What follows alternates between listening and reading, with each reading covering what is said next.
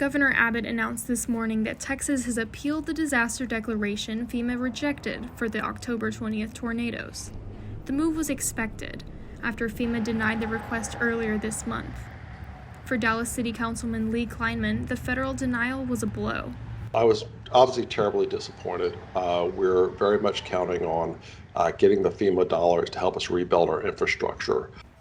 The federal agency said the numbers didn't add up, only approving a little over $18 million worth of damage, far short of the $38.5 million Texas needed to qualify for federal aid. But for residents affected, it's not about the money or the numbers adding up. It's about their homes, their communities. So I feel a lot of empathy for people when I drive through. But then I see, they got a new roof yesterday.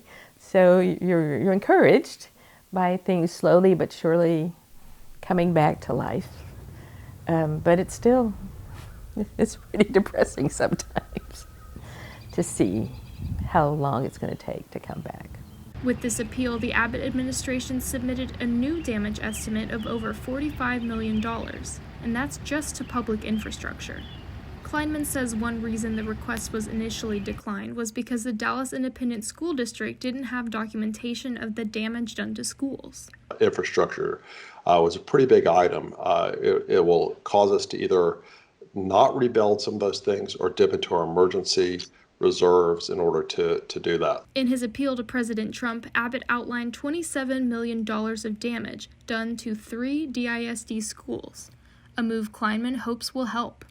And all that's uninsured damage from DISD, and that should put us over the threshold.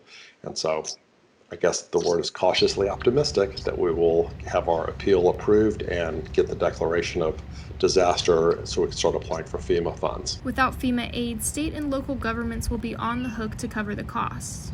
It's something they can't afford right now, as the coronavirus pandemic has put yet another unexpected stress on state and local budgets. If the state's appeal is approved, up to 75% of the county's damage could be taken care of. This will allow both Dallas and Erath counties to apply for aid and stretch more of their budget to help reduce the virus's impact. For NT Daily News, I'm Caroline Cluess.